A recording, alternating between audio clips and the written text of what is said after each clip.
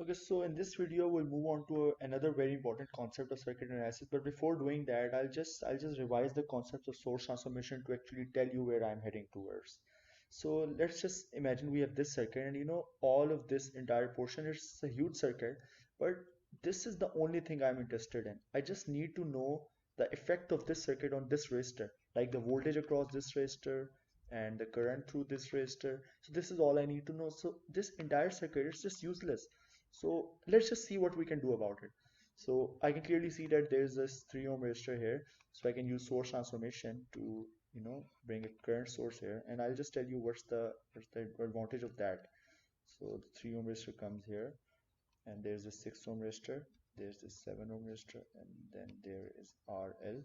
So now I can see that these two, they are in parallel. But by the way, the value of this current source, that would come from Ohm's law, 12 divided by 3, 4 amps. So if I can just combine these two resistors, I'll just because they are in parallel, connected between the two same pair of nodes, the value would be 3 times 6 divided by 3 plus 6, and that means 2 ohms. So let's just combine these two, and this would become a 2 ohm resistor. And I'll just draw the new clean circuit again. So now I just get this new circuit. I just combine those two circuits resistors in parallel. So now I can again use a source transformation and convert this to a voltage source, and I'll tell you what's the advantage of that. So this would be a 2 ohm resistor, and then there would be a 7 ohm resistor, and then there would be RL here. So the value of this voltage source, that would be 4 times 2, which is 8 volts. So this is what I get. Now I can see that these two resistors, 2 ohm and 7 ohm, they are in series. So I can just use it, just combine them. So I get this new circuit, 9 ohms, and then there is RL here. So now there's something very interesting to note here. This is just a practical source, 8 volt, and then there's a internal resistance of 9 ohms in series with RL. So it's very easy to analyze the circuit values or the voltage and current values through this RL or across this RL. So this kind of circuit where you have just one source, one resistor in parallel, the internal resistance, and your targeted component, the targeted component you actually want to analyze. This is what's called a Thevenin equivalent. This is a Thevenin equivalent circuit. So now the advantage of this kind of equivalent circuit, it's very obvious. You can clearly see the effects of the voltage or the resistance of the huge large network through just this one resistor, the one you are interested in. So this is an advantage of it. So again, and the equivalent circuit of this circuit, if you just interchange this source, the voltage source to a current source, you would get this circuit. You can just interchange this source, and I'll just draw the new circuit here. So there would be a current source here, and the value would be 8 divided by 9. Then there would be a 9 ohm resistance here, and then there would be RL here. So here you have a current source and an internal resistance in parallel with your desired component, and this is the transformed circuit of the Thevenin equivalent, and it is called Norton equivalent. So these are two circuits that can really help you in circuit analysis. It is very easy to transform from Norton to Thevenin, or Thevenin to Norton, because you can just use simple source transformation. So how do you like eliminate the entire big network through a simple logical approach to actually see the circuit's effects on a single component? So now let's just see how Thevenin equivalent works. Alright, so I'll just summarize what I've talked about until now. This is what a Thevenin equivalent circuit looks like. There is a voltage source, and I've just called it VOC, and I'll tell you why. There's this resistance, and it is called R Thevenin, Thevenin resistance, and in the Norton circuit it's called R Norton. So there's this resistance here, and then there are two nodes that I am judging, like in the last example it was RL, etc. And it can actually be two components too, whatever. So this is just the part I'm interested in, the two nodes I'm interested in. So the main thing is to find these two values, like how to find the VOC and the RThevenin, because that would simplify the entire circuit. So I'll just start off with the voltage. How do you find the voltage?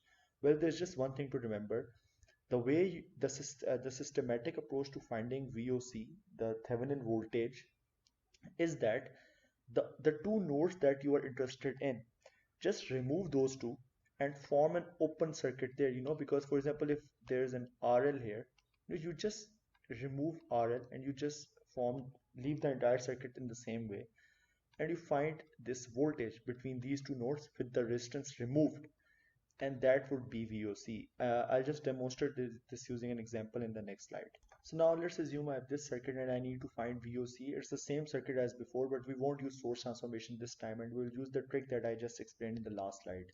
So for example, we want the Thevenin equivalent across this resistor. That means we want the entire circuit to the left of this resistor to be combined into the Thevenin form. So I'll just take these two nodes and I'll just eliminate this resistor. So I'll just draw the new circuit. So all I did was I just removed the components between those two nodes, and I'll just term this as VOC. I need to find this voltage. So we can use any circuit analysis tool that we have studied up to now. I'll just use mesh analysis.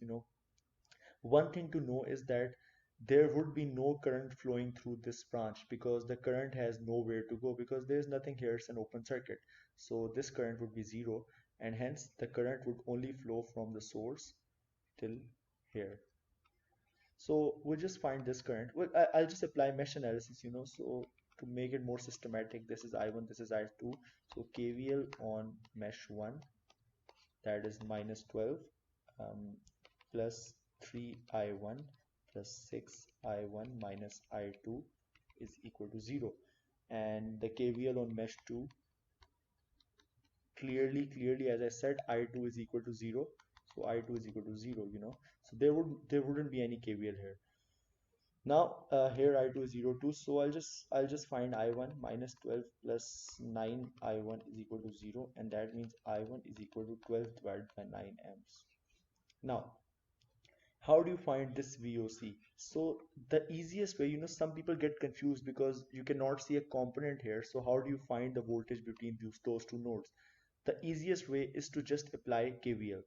Now let's just start off from for example this point and just go through the loop till here and then come back to this point. That is what KVL is. So let's just do that and try.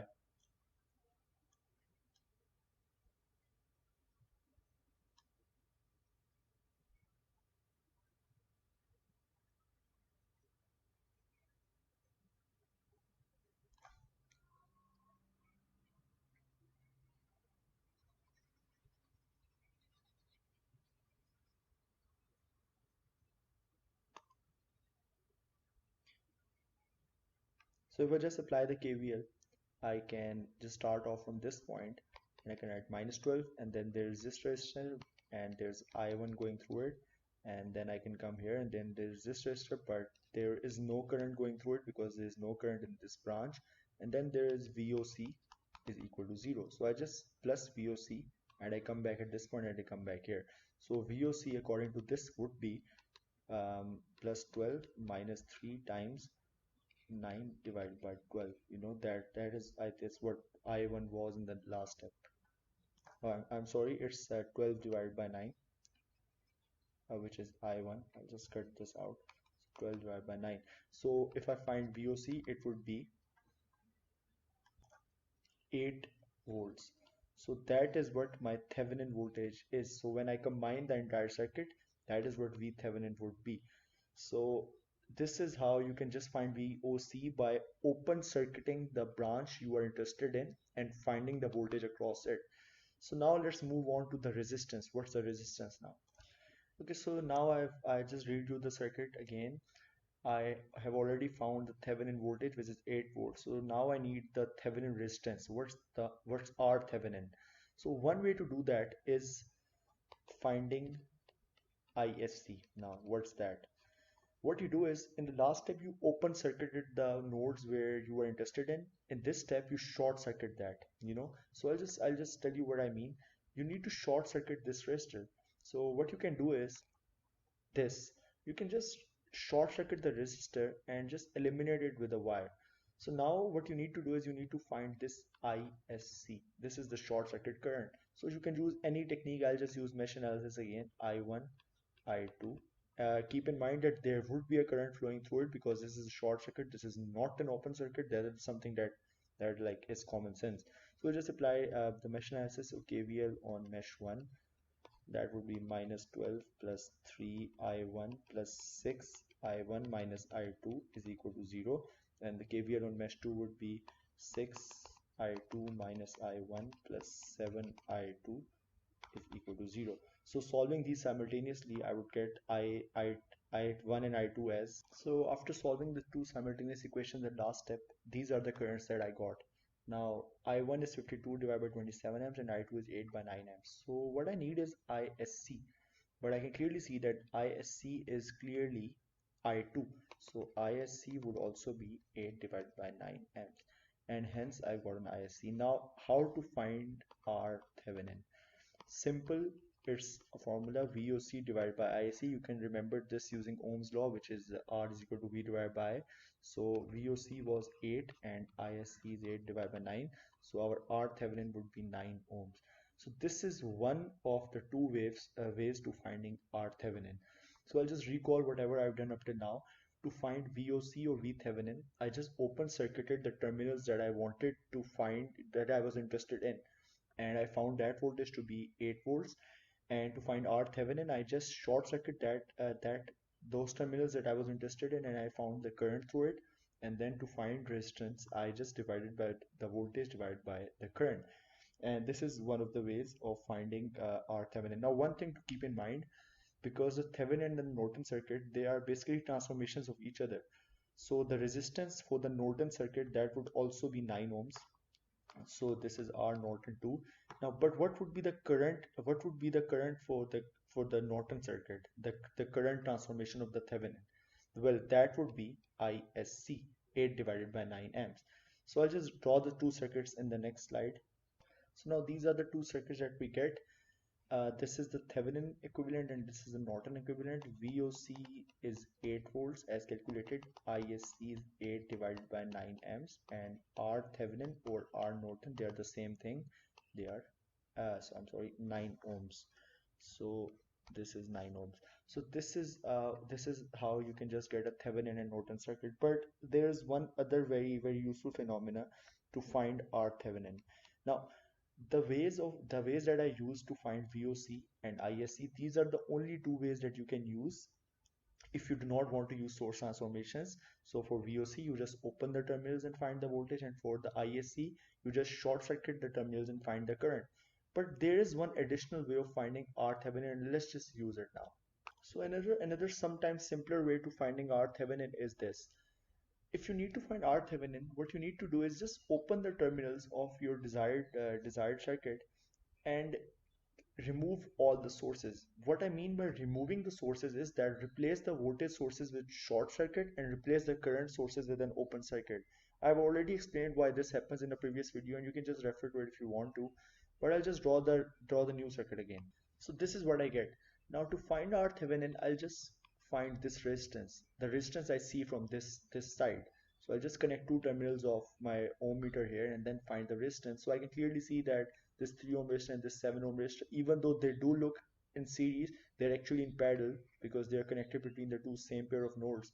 So I just combine them and I would get 3 into 7 divided by 3 plus 7, and that would be 2.1. I'm sorry, that would be, yeah, it would be 2.1 ohms. So that means I am left with this circuit,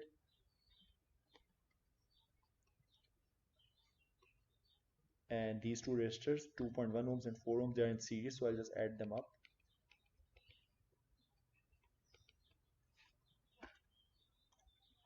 And I will get 6.1 ohms. Even though this is different, but the only reason is because I just interchanged some values here. This was 6 ohms in the previous example, etc. But this is how you can use this method to find R Thevenin 2, and the answer would be the same if the circuit was the same. I just messed up and I just changed the circuit, which is why the answer is a little different. But these are the two methods that you can use to find R Thevenin.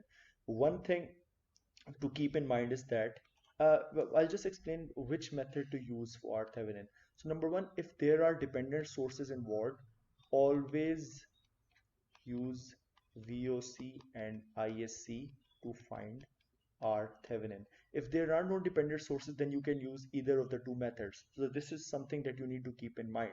So for the other method, just remove all the sources and find the resistance you can see through the desired terminals, and you would find R Thevenin. So in the next video, I'll just show another example of calculating the Thevenin equivalent of a circuit, and I'll see you in the next video.